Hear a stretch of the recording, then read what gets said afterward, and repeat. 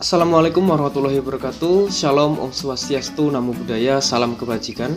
Selamat pagi Pak Dhani Muhtada, selamat pagi rekan-rekan semua. Perkenalkan, saya Eri Bambang Budi Sumbowo, mahasiswa Fakultas Hukum Universitas Negeri Semarang dengan NIM 811141831. Jadi dalam kesempatan kali ini saya akan mempresentasikan tugas saya, yaitu mengenai pengaruh kekuasaan politik terhadap pembentukan hukum yang berlaku di Indonesia. Yang pertama, proses pembentukan undang-undang di Indonesia itu berada di bawah kewenangan lembaga eksekutif dan lembaga legislatif. Lembaga yang berwenang dalam hal ini yaitu DPR bersama Presiden untuk melakukan perumusan dan penyusunan undang-undang. Proses pemilihan umum untuk memilih anggota DPR dan juga Presiden dilaksanakan dengan proses pemilu. Pemilihan umum sangat erat kaitannya dengan bidang politik, karena dalam saat proses pemilu tersebut terjadi, maka entah disadari atau tidak, sebenarnya proses perpolitikan sedang berlangsung pada saat itu. Bila dipandang dari aspek sosiologis, sesungguhnya negara merupakan bagian dari kelompok politik. Pada hakikatnya, politik dibagi dalam dua jenis, yaitu pertama ada politik teoritis dan juga politik praktis. Politik teoritis itu merupakan politik yang berkaitan dengan keseluruhan dari berbagai asas dan juga karakteristik yang sangat khas dari negara tersebut, dengan tidak membahas berbagai kegiatan dan juga tujuan yang sesungguhnya ingin digapai oleh negara tersebut. Sedangkan politik praktis cenderung lebih mempelajari suatu negara menjadi suatu lembaga yang bergerak dengan berbagai fungsi dan juga tujuan tertentu. Dengan kata lain, negara dapat dikatakan sebagai lembaga yang bersifat dinamis.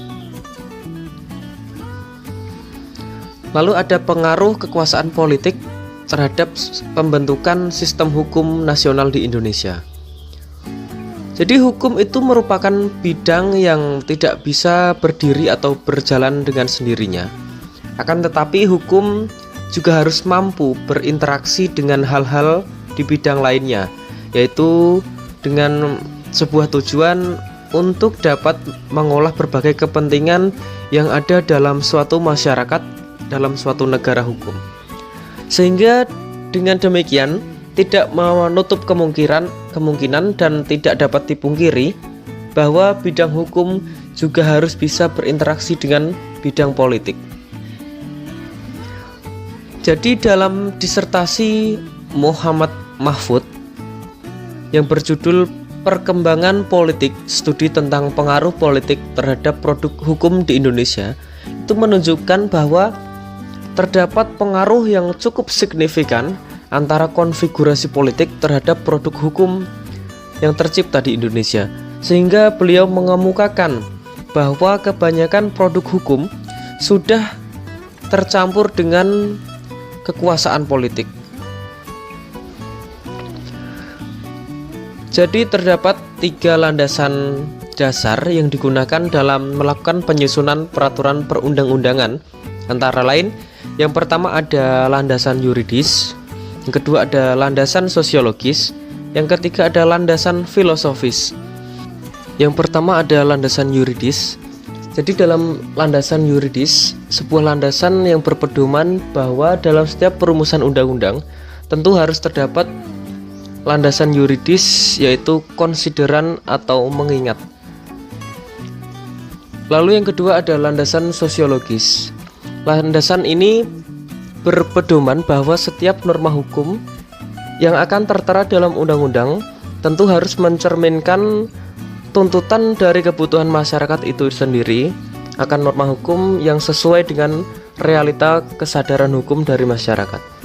Yang ketiga adalah landasan filosofis. Jadi landasan ini merupakan sebuah landasan yang berpedoman bahwa undang-undang akan selalu mengandung norma hukum yang dianggap ideal oleh suatu masyarakat ke arah mana cita-cita luhur kehidupan masyarakat bernegara.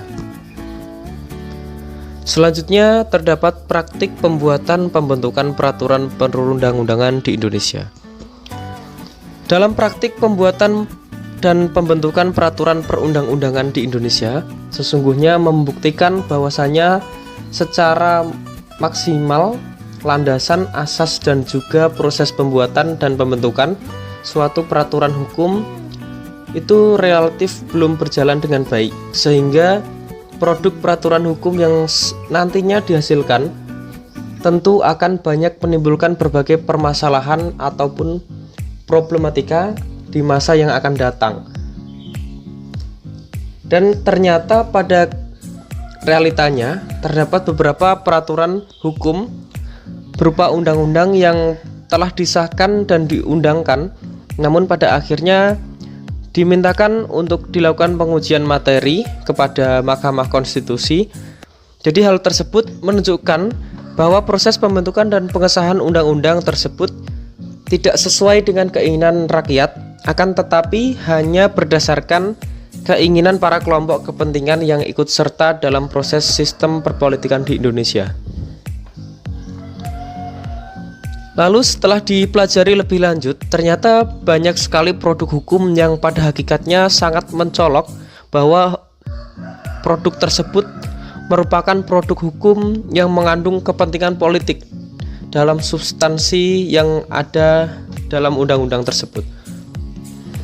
Bahkan dapat juga dikatakan bahwa hukum tersebut sudah tidak lagi murni atau sudah tidak sesuai sebagaimana mestinya.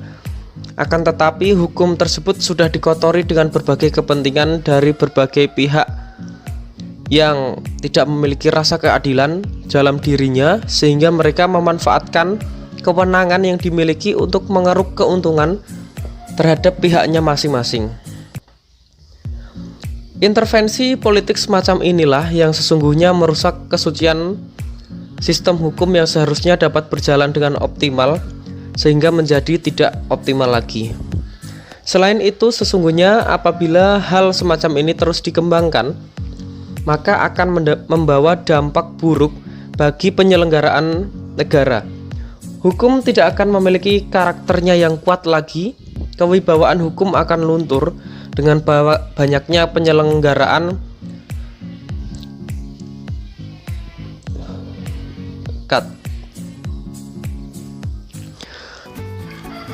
dari kewibawaan.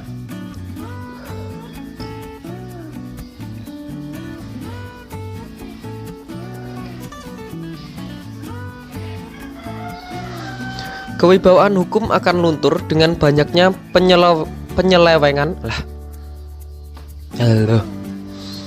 Kewibawaan hukum akan luntur dengan banyaknya penyelewengan kewenangan semacam itu.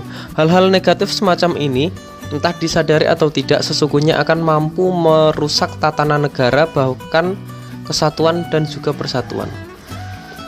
Jadi kesimpulan dari apa yang saya sampaikan adalah bahwa politik dan hukum itu merupakan dua hal yang saling berkaitan satu sama lain. Politik memiliki pengaruh sangat besar terhadap pembentukan suatu peraturan hukum dalam suatu negara. Banyak produk hukum yang sudah tidak murni lagi. Ketidakmurnian produk hukum tersebut tidak lain dan tidak bukan, yaitu karena produk hukum tersebut telah dikotori oleh para pemangku kepentingan yang cenderung ingin menguntungkan dirinya sendiri. Maka dari itu dapat disimpulkan bahwa politik memiliki pengaruh yang sangat besar dalam proses pembentukan hukum di Indonesia. Cukup sekian yang dapat saya sampaikan dalam presentasi kali ini. Terima kasih atas perhatiannya. Mohon maaf atas segala kesalahan yang saya lakukan. Billahi taufik wal hidayah. Wassalamualaikum warahmatullahi wabarakatuh.